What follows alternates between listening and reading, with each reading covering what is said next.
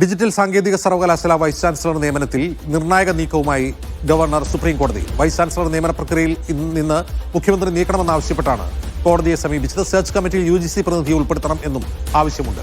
ഗവർണറുടെ നടപടി ജനാധിപത്യ മര്യാദ ലംഘിക്കുന്നതാണെന്ന് മന്ത്രി ആർ ബിന്ദു പറഞ്ഞു. ഇപ്പൊ മനസ്സിലാകുന്നുണ്ടല്ലോ ആരാണ് ഇക്കാര്യത്തിൽ വാശി പിടിക്കുന്നത് എന്നുള്ളത്.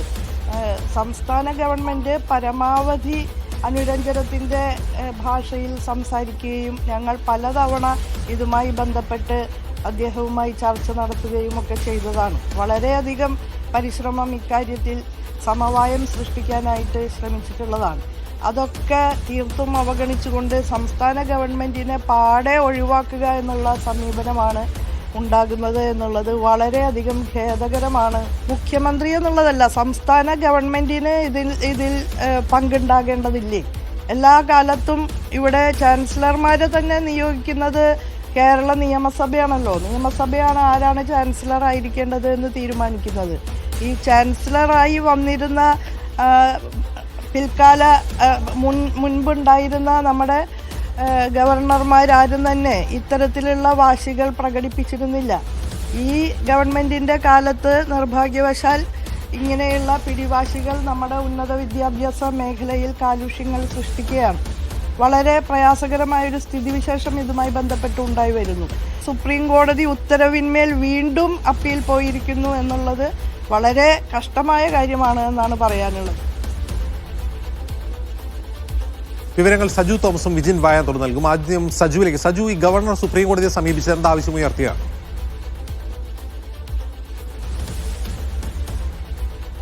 അജംസ്, പ്രധാനമായിട്ടും ഈ ഹർജിയിൽ ഗവർണർ ചൂണ്ടിക്കാണിച്ചിരിക്കുന്നത് അതായത് സർവകലാശാലയുടെ VC നിയമനവുമായി ബന്ധപ്പെട്ട് മുഖ്യമന്ത്രിയെ മാറ്റി നിർത്തണം എന്നുള്ളൊരു ആവശ്യമാണ് പ്രധാനമായിട്ടും ഉന്നയിച്ചത്. അതോടൊപ്പം തന്നെ ഇതുമായി ബന്ധപ്പെട്ട് മറ്റൊരു കാര്യം കൂടി ഗവർണർ സൂചിപ്പിക്കുന്നു. അതായത് സെർച്ച് കമ്മിറ്റിയിൽ UGC പ്രതിനിധിയെ ഉൾപ്പെടുത്തണം എന്നുള്ള പ്രധാനപ്പെട്ട ഒരു ആവശ്യമാണ് ഈ ഹർജിയിൽ പ്രധാനമായിട്ടും ഗവർണർ ഉന്നയിച്ചിരിക്കുന്നത്. നമുക്കറിയാം, ഈ കഴിഞ്ഞ മാസം ഓഗസ്റ്റ് 18-ാം തീയതി ആയിരുന്നു ഹർജികൾ സുപ്രീം കോടതിയുടെ ഭാഗത്തു നിന്നൊരു വിധി പ്രഖ്യാപനം അല്ലെങ്കിൽ ഒരു നിർണായക നീക്കം ഉണ്ടായത്. പ്രത്യേകിച്ച് ഉടൻ തന്നെ 2 മാസത്തിനുള്ളിൽ തന്നെ 2 സർവകലാശാലകളിലേക്ക് VC നിയമനം ഉണ്ടാകണമെന്നുള്ള പ്രധാനപ്പെട്ട നിർദ്ദേശമാണ് സുപ്രീം കോടതിയുടെ ഭാഗത്തുണ്ടായത്. അതിനായിട്ട് ഒരു സെർച്ച് കമ്മിറ്റി റിട്ടയർഡ് സുപ്രീം കോടതി ജഡ്ജി സുധാംശു ജൂലിയയുടെ നേതൃത്വത്തിലുള്ള ഒരു സെർച്ച് കമ്മിറ്റിയിലേക്കും സുപ്രീം കോടതി നിയമിച്ചിരുന്നു. ഈ സെർച്ച് കമ്മിറ്റിയിലേക്ക് സർക്കാരിന്റെ ഭാഗത്ത് നിന്ന് 2 പ്രതിനിധികൾ, അതോടൊപ്പം തന്നെ ഗവർണറുടെ ഭാഗത്തു നിന്നും 2 പ്രതിനിധികൾ അത് ഉൾപ്പെടുത്തിയാണ് ഒരു സുപ്രധാന നിർദ്ദേശം സുപ്രീം കോടതിയുടെ ഭാഗത്തു നിന്നും ഉണ്ടായിരിക്കുന്നത്. പ്രത്യേകിച്ച് ഇതുമായി ബന്ധപ്പെട്ട സുപ്രീം കോടതിയിൽ നിന്ന് സംസ്ഥാന സർക്കാരിന് വിജയകരമായ രീതിയിലാണ് ആ ഒരു ഉത്തരവ് വന്നത്. അതിനെ ഇപ്പോൾ ചോദ്യം ചെയ്തുകൊണ്ടാണ് ഇപ്പോൾ ഗവർണർ സുപ്രീം കോടതിയെ സമീപിച്ചിരിക്കുന്നത്. പ്രത്യേകിച്ച് ഈ ഉത്തരവ് മരവിപ്പിക്കണം എന്നുള്ള ഒരു വാദഗതിയാണ് ഗവർണർ ഇതിലൂടെ പ്രധാനമായിട്ടും ഇപ്പോൾ മുൻപോട്ട് വെച്ചിരിക്കുന്നത്. KTU സാങ്കേതിക സർവകലാശാലകളിലെ VC നിയമനവുമായി ബന്ധപ്പെട്ട് വലിയ അസ്വാരസ്യങ്ങൾ എന്തായാലും സർക്കാരും ഗവർണറും തമ്മിൽ നിലനിൽക്കുകയാണ്.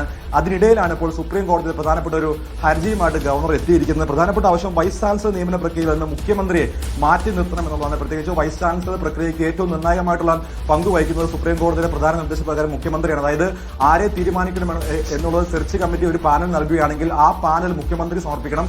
ആ പാനലിൽ നിന്ന് മുഖ്യമന്ത്രിക്ക് താല്പര്യപ്പെടുന്ന വ്യക്തിയെ ആയിരിക്കണം മുഖ്യമന്ത്രി എന്തായാലും നിയമനത്തിന് വേണ്ടി നൽകുക എന്നുള്ളതാണ്. അപ്പോൾ അതിൽ നിർണായക പങ്ക് വരുന്നത് മുഖ്യമന്ത്രിക്കാണ്. ഇത് ഇപ്പോൾ മുന്നിൽ കണ്ടുകൊണ്ടാണ് ഇപ്പോൾ ഗവർണറുടെ ഒരു നിർണായക നീക്കം ഉണ്ടായിരിക്കുന്നത്. ഗവർണർ പ്രധാനമായിട്ടും ആവശ്യപ്പെടുന്നത് മുഖ്യമന്ത്രിയെ ഈ പാനലിൽ നിന്ന് അല്ലെങ്കിൽ ഇതുമായി ബന്ധപ്പെട്ടുള്ള സകല അതായത് അധികാരങ്ങളിൽ നിന്ന് മാറ്റി നിർത്തണം എന്നുള്ള പ്രധാനപ്പെട്ട ആവശ്യമാണ് ഉന്നയിച്ചത്. അതോടൊപ്പം തന്നെ സെർച്ച് കമ്മിറ്റിയിൽ UGCയുടെ അംഗം ഇപ്പോൾ ഇല്ല. സർക്കാരിന്റെ 2 അംഗങ്ങളും അതുപോലെ ഗവർണറുടെ 2 അംഗങ്ങൾ മാത്രമാണ് നിലവിലുള്ളത്. അതിൽ ഇപ്പോൾ UGCയുടെ ഒരു അംഗത്തെ കൂടി ഉൾപ്പെടുത്തണം എന്നുള്ള പ്രധാനപ്പെട്ട ആവശ്യമാണ് ഇപ്പോൾ ഗവർണർ ഉന്നയിച്ചിരിക്കുന്നത്. അജിംസ്.